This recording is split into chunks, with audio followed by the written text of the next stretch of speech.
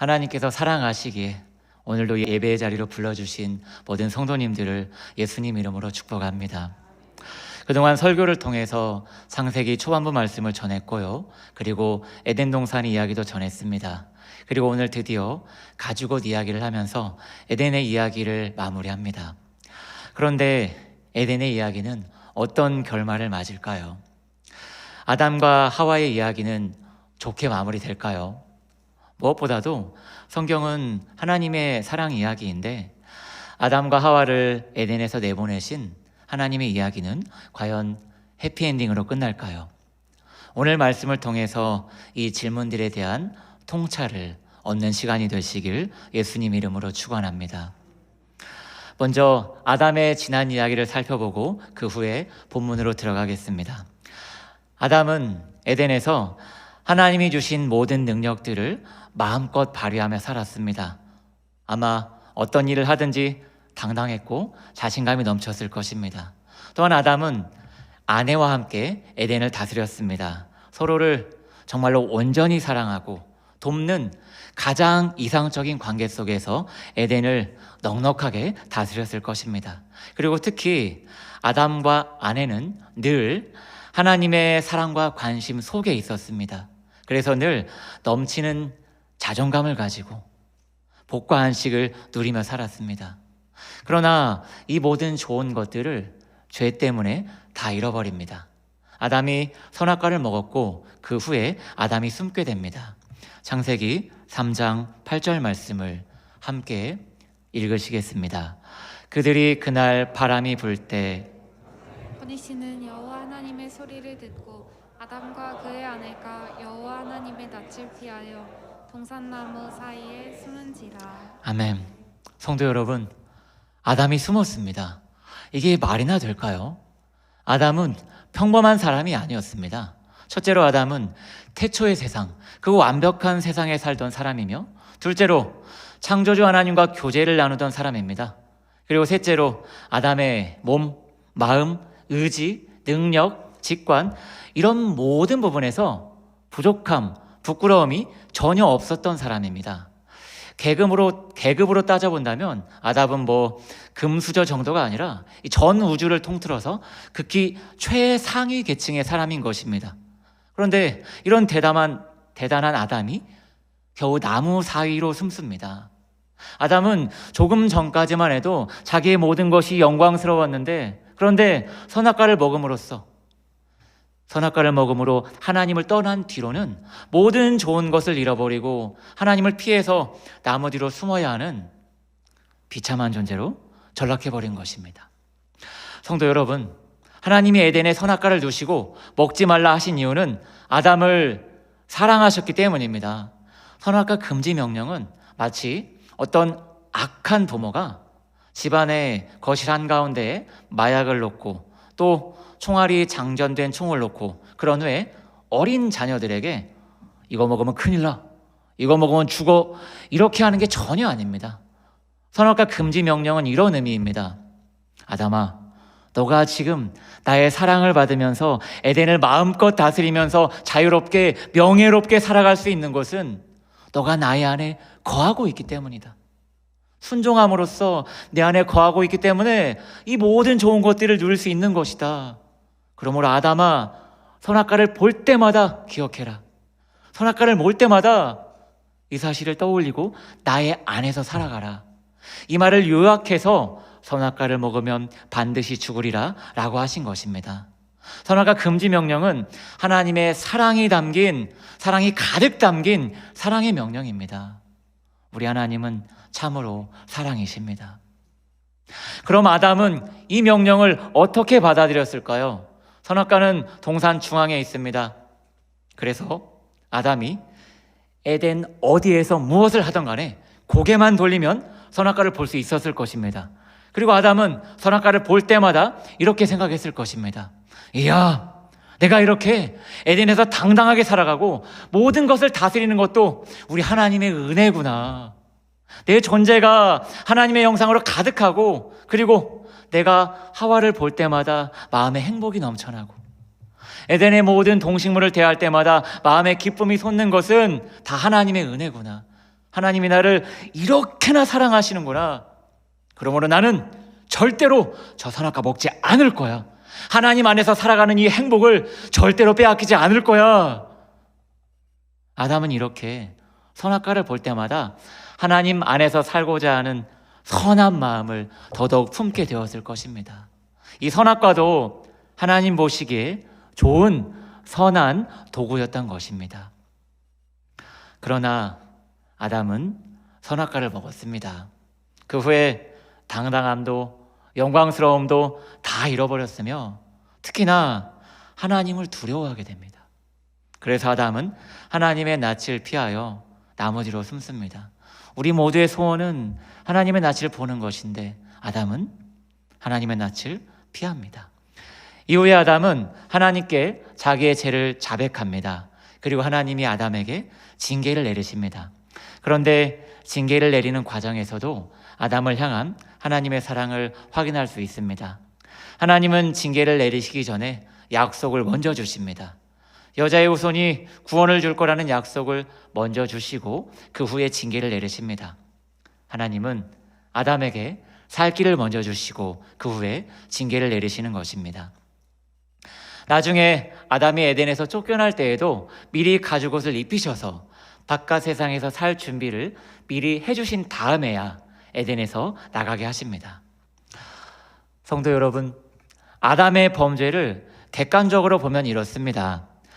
창조주 하나님께서 세상을 귀하게 만드셨습니다.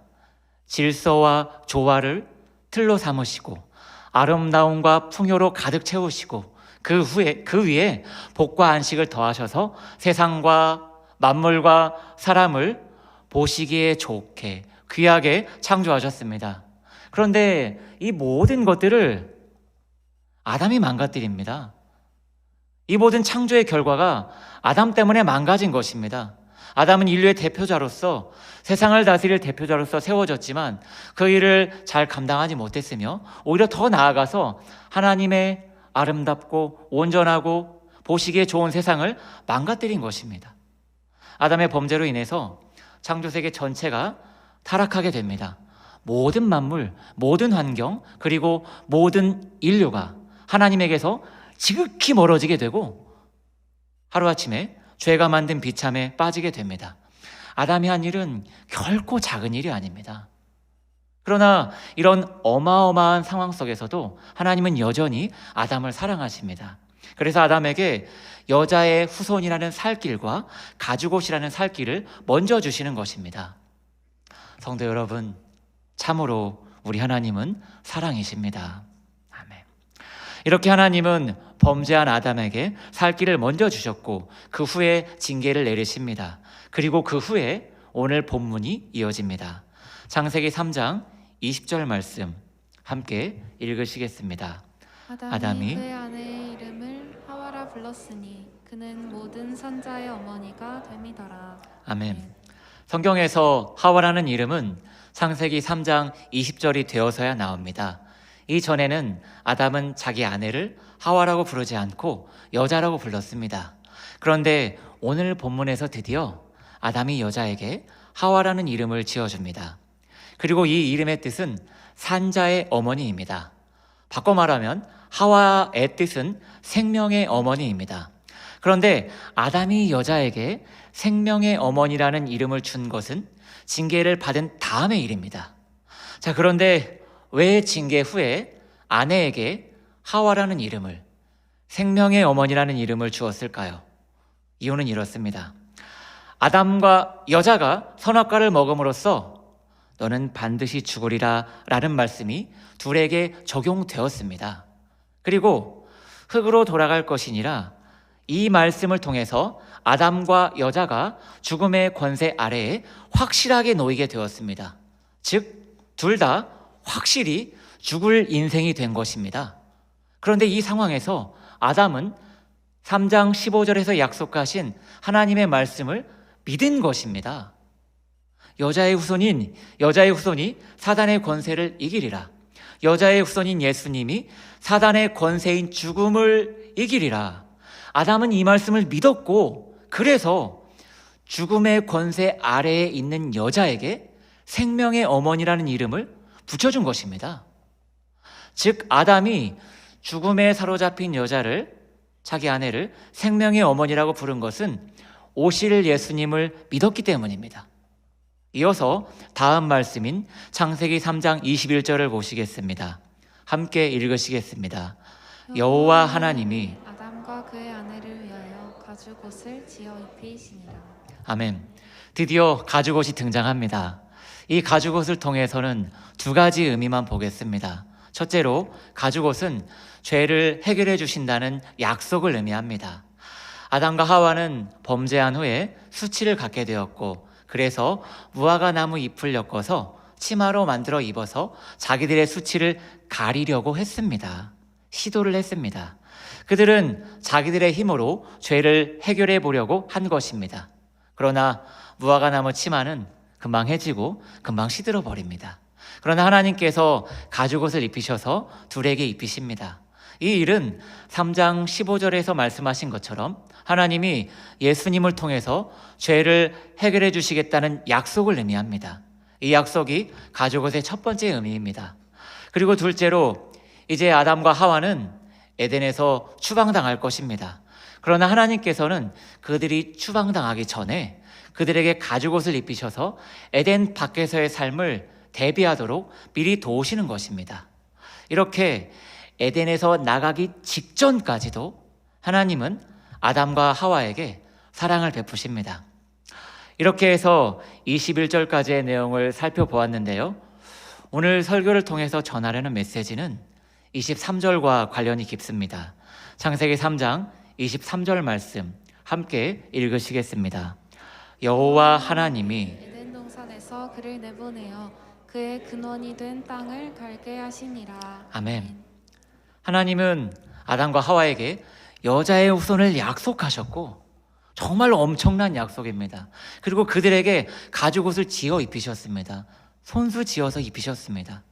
아담과 하와를 향한 사랑을 약속과 가죽옷을 통해서 명확하게 보여주셨습니다. 그러나 하나님은 그렇게나 사랑하는 둘을 에덴 밖으로 내보내십니다. 특히 하나님께서는 아담과 하와에게 범죄 이전에 그들이 가졌던 영광을 회복시켜주지 않으셨으며, 또한 하나님이 말씀하셨던 땀 흘리며 수고해야 하는 징계, 서로가 의견 일치를 볼 수 없는 징계, 무엇보다도 아무리 선하게 살아도 결국은 죽어야 하는 징계, 이 징계들을 어느 하나도 해결해 주지 않으신 채로 둘을 에덴 밖으로 내보내십니다. 성도 여러분, 아담은 여자의 후손인 예수님을 믿었고요. 그리고 아담은 하나님이 주신 가죽옷을 입게 되었습니다. 그러나 범죄로 인해서 받게 된 징계들이 개선되지 않은 채로 에덴 밖으로 추방당합니다. 그런데 아담과 하와의 이 상황이 바로 예수님을 믿는 신자들의 현실이기도 합니다. 첫 번째 메시지입니다. 메시지 하나 함께 읽으시겠습니다. 이 땅을 사는 동안에는, 성도 여러분, 예수님을 믿는다는 것이 신자들의 현실 속에서, 일상 속에서, 교회 밖에서 어떻게 적용되는지를 생각해 보시기 바랍니다. 성도가 아무리 믿음이 좋아도 부부싸움을 합니다. 그리고 성도가 하나님을 아무리 사랑해도, 하나님을 아무리 원해도 일은 안 하고 집에서 말씀과 기도만 하고 있으면 욕을 먹습니다. 그리고 성도가 하나님께 아무리 순종하며 살아도, 아무리 삶의 예배자로 살아도 해가 갈수록 몸이 약해집니다. 목소리에 힘이 없어집니다. 그리고 때가 되면 아무리 믿음이 좋아도 죽습니다. 성도는 이렇게 징계가 여전히 유효한 현실 속에서 신앙생활을 하는 것입니다. 아담은 여자의 후손의 약속을 듣고 믿었습니다. 믿었기 때문에 죽음에 사로잡힌 여자에게 생명의 어머니라는 이름을 지어준 것입니다. 그러나 그 약속을 믿었지만 부끄러움이 자기를 떠나지가 않는 겁니다. 그래서 무화과 나무 치마를 벗을 수가 없었던 겁니다. 오실 예수님을 믿게 되었지만 범죄 이전에 가지고 있었던 육체의 영광과 존재의 당당함이 회복되지가 않는 거예요.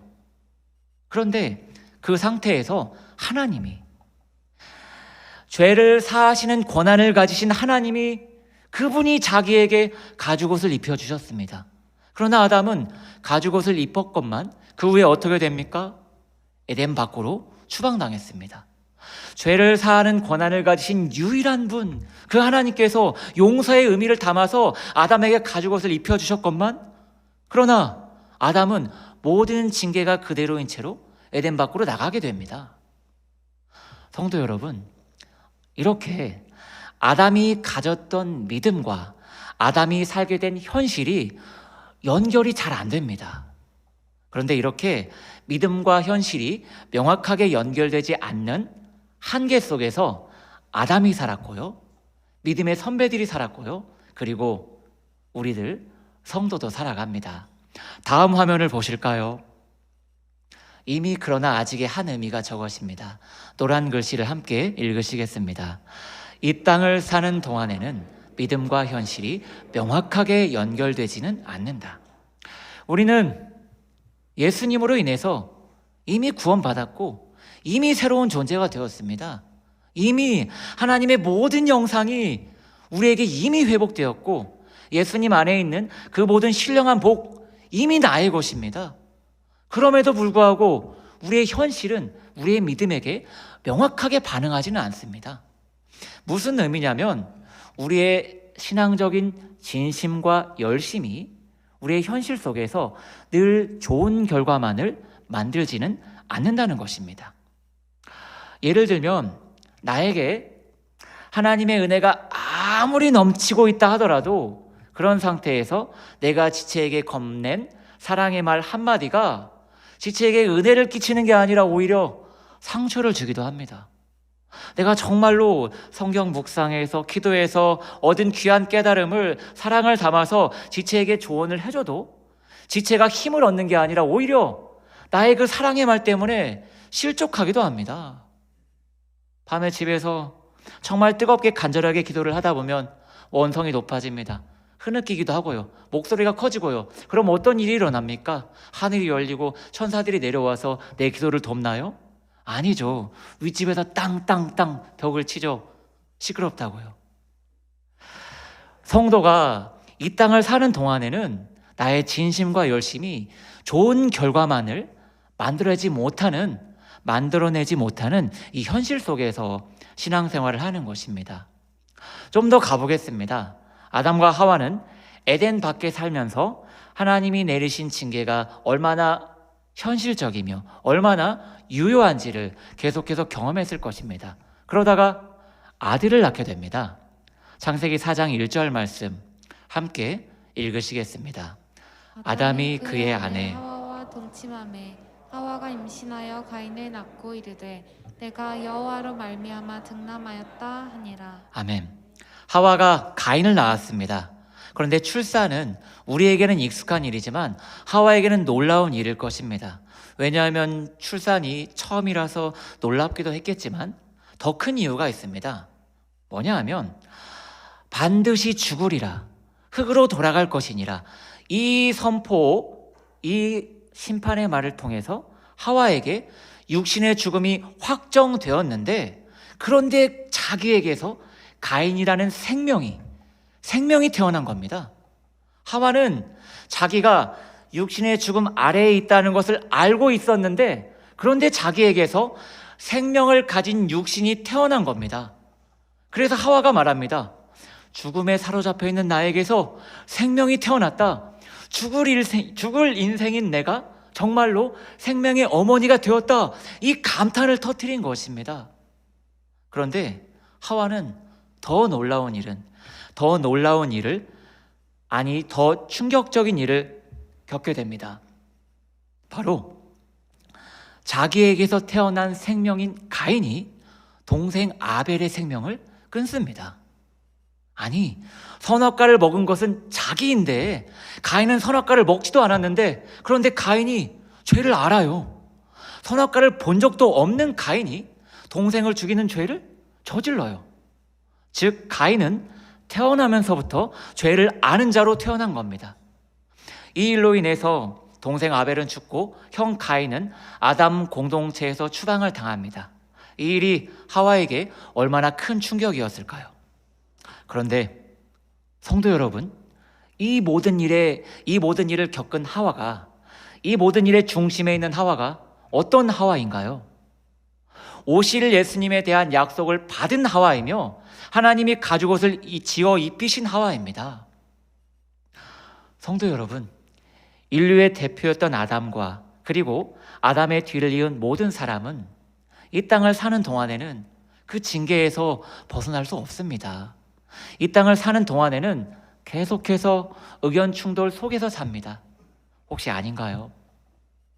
또한 계속해서 삶의 고난이 계속 찾아옵니다. 아닌가요? 그리고 시간이 갈수록 체력은 약해지고요. 힘은 없어지고요. 결국은 죽습니다. 여기에서 벗어나지 못합니다. 그러나 자포자기하라는 말이 아니고 현실에 순응하라는 말도 아닙니다.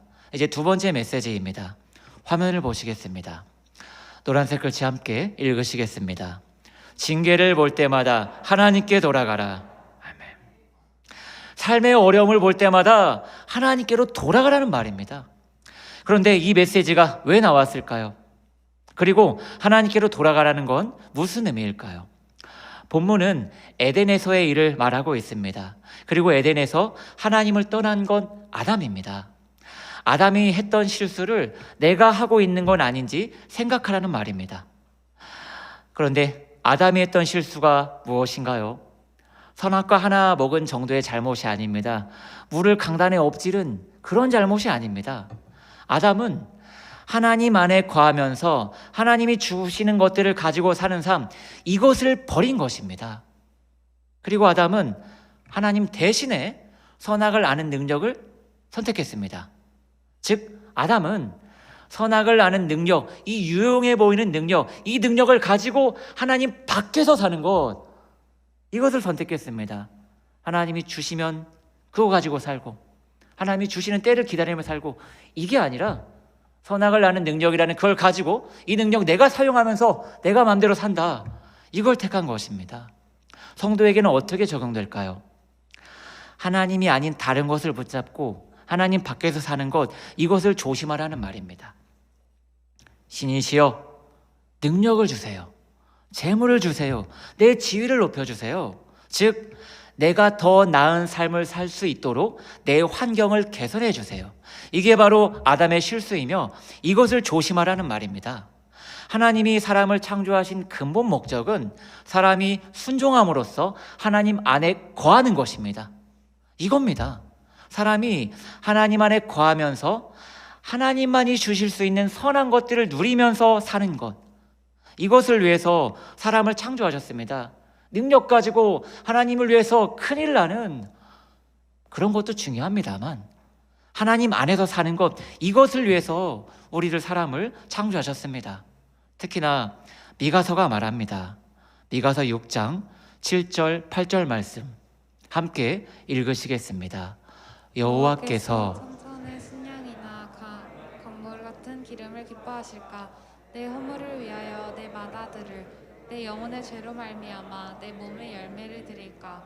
사람아, 주께서 선한 것이 무엇임을 내게 보이셨나니 여호와께서 내게 구하시는 것은 오직 정의를 행하며 인자를 사랑하며 겸손하게 내 하나님과 함께 행하는 것이 아니냐. 아멘.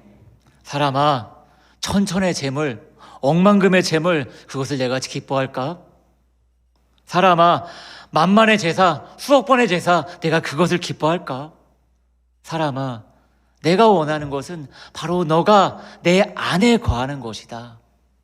정의를 행하고 인자를 행하는 삶을 통해서, 즉 하나님과 이웃을 사랑하는 삶을 통해서 나의 안에 거하라, 나의 안에서 살아라, 이것이 너에게 구하는 것이다. 물론 제사와 제물 중요합니다. 그러나 미가서가 이렇게까지 말할 정도로 하나님께서는 내가 하나님 안에 거하는 삶을 원한다는 말씀입니다. 하나님이 원하시는 것은 나입니다. 나를 원하십니다. 하나님은 내 입에서 이런 기도가 흘러나오길 원하시는 것입니다. 하나님, 하나님께 나를 넘겨드릴게요. 나를 하나님께 내어드릴게요. 내 안에서, 내 삶에서 마음껏 역사하세요. 내 삶을 마음껏 간섭해 주시고요. 내가 혹여나 다른 길을 바라보면 즉시 나를 흔들어 주세요. 내가 다른 길을 걸어가면 기다리지 마시고 즉시 내 삶을 뒤흔들어 주세요. 한순간도 하나님 밖에서 살기 싫어요. 나를 하나님 안에 거하게 꼭 붙들어 주세요. 세상 모든 종교인들은 똑같이 삽니다. 신을 잘 섬겨서, 신을 잘 믿어서 자기 복 받고, 자녀 복 받고, 가정 복 받고, 그리고 천국 안전하게 가고, 이게 목적입니다. 다 똑같습니다. 세상 종교인들은 신을 잘 구슬려서 또는 신을 잘 감동시켜서 신이 나의 삶을 개선해주면 내가 좀 더 평탄하게 살다가 나중에 죽은 후에 안전하게 천국 가는 것, 이게 그들의 목적입니다. 그러나 우리는 다릅니다. 내가 여기에 있고 하나님이 여기에 있어서 나는 하나님께 뭘 드리고 하나님에게서 뭘 받아내는 이런 외부적인 관계가 아니라 내가 하나님 안에 살면서 하나님과 동행하는 관계, 이게 우리의 신앙이며 하나님과의 관계입니다. 내가 하나님 옆을 나란히 걸어가는 그런 동행 아닙니다.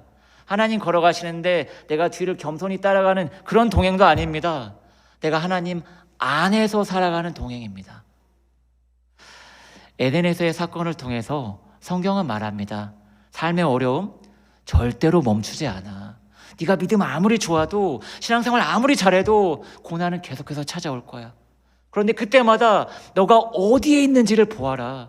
너가 혹시나 아담처럼 하나님이 주신 능력과 도움과 좋은 것들을 가지고서 하나님 밖에서 살려고 하는 거 아닌가?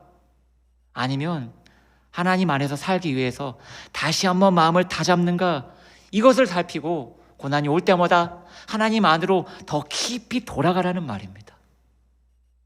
그러나 여기가 끝은 아닙니다. 세 번째 메시지입니다. 화면을 보시겠습니다. 읽으시겠습니다.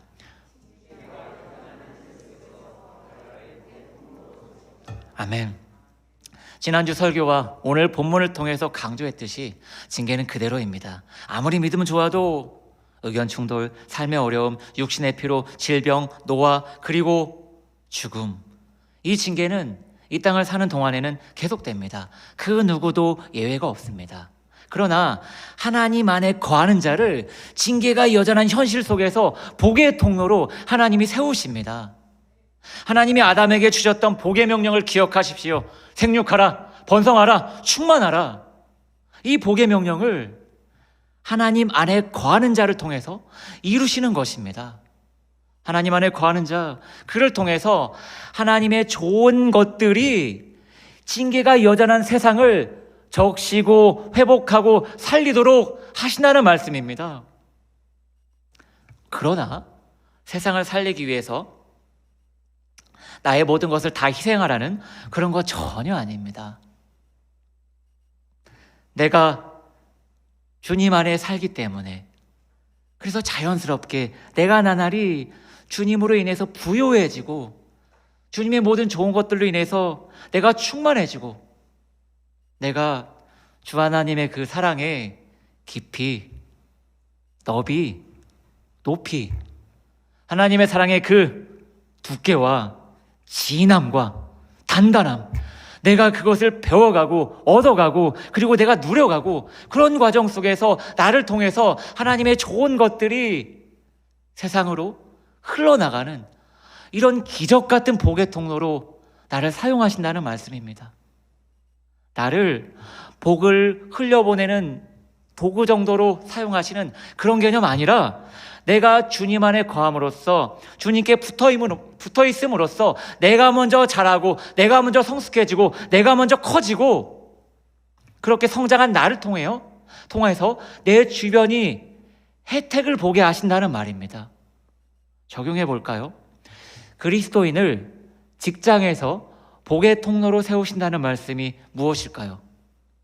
단지 내가 직장 다니면서 단지 거짓말 안 하고, 단지 욕 안 하고, 단지 갑질 안 하고, 단지 술 안 먹고, 단지 담배 안 피고, 이거 중요합니다만 더 나아가게 하신다는 말입니다. 내가 직장에 있음으로써 내 직장이 나로 인해서 혜택을 보게 하신다는 말씀입니다. 내가 아침에 출근해서 큐티하고 또는 점심에 믿는 사람들끼리 예배드리고 너무 좋습니다. 그러나 내가 아침에 큐티하는 것이 직장 동료들에게 유익을 끼치게 만들고, 내가 점심에 예배를 드리고 기도하는 것이 내 믿음만 자랑하는 것이 아니라 주변 사람들, 믿지 않는 불신자들에게 혜택을 입게 하고, 하나님이 이렇게 역사하신다는 말씀입니다. 언제요? 내가 주님 안에 거하며 살 때요.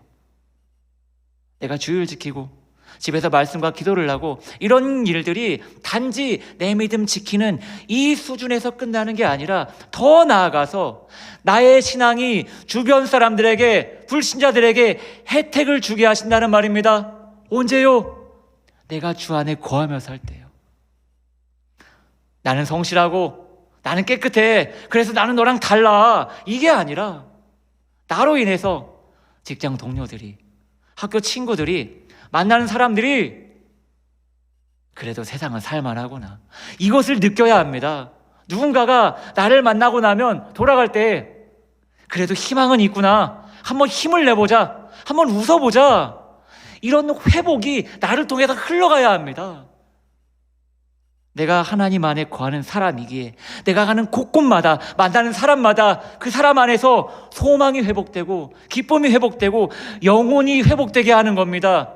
우리는 이런 복의 통로입니다. 세상 사람들 그렇게 열심히 공부해서 뭐합니까? 자기 잘 살죠. 세상 잘 알고, 사람 잘 알고, 법 잘 알고, 그런 사람들이 누굴 위해 삽니까? 자기를 위해서 살죠. 종교인들은 어떻게 살죠? 똑같습니다. 신을 잘 알아서, 신을 잘 대접해서, 신을 잘 감동시켜서 내가 잘 살죠. 다 똑같아요.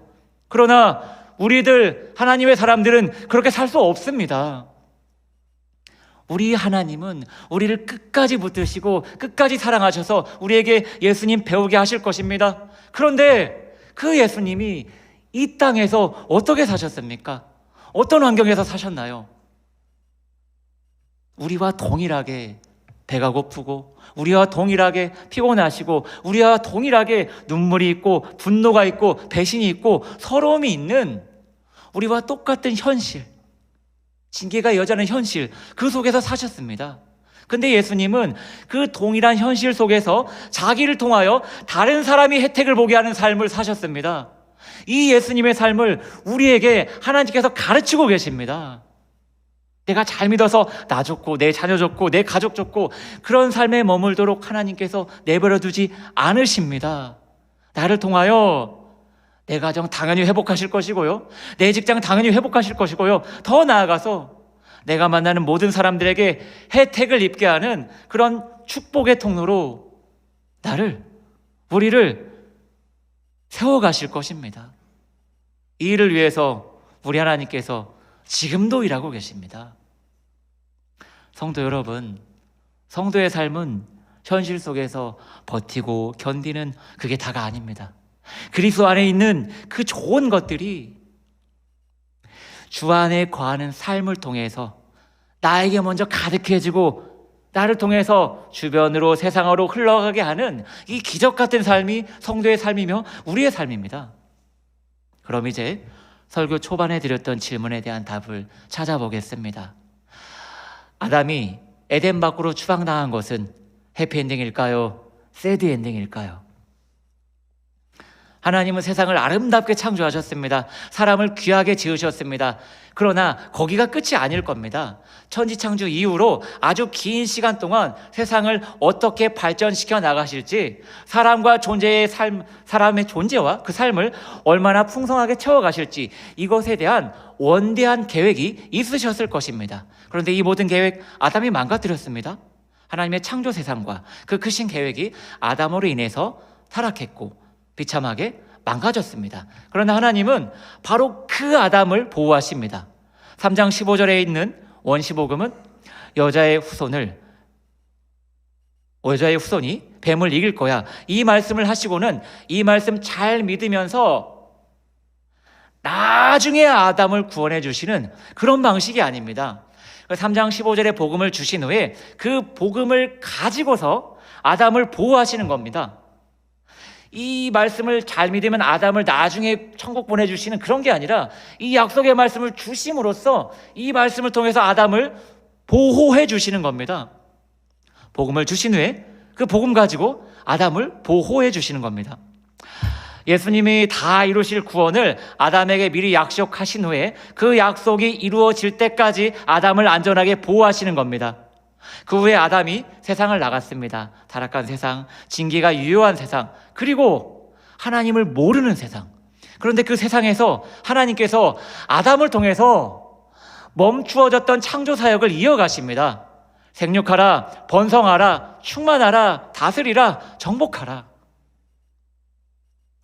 고통이 아니라 고통을 이기는 기쁨으로 자녀를 낳으면서 생육하라. 답답함과 막막함이 아니라 그것보다 더 큰 기대를 가지고서 자녀를 기르면서 번성하라. 생존밖에 모르는 세상을 섬김으로써 온 세상을 자비로 충만하게 채워라. 하나님은 부요한 분이시니까 하나님이 너를 통해서 온 세상을 부요하게 다스리도록 해라. 사랑을 품지 못하는 세상을 너는 사랑으로 정복해라.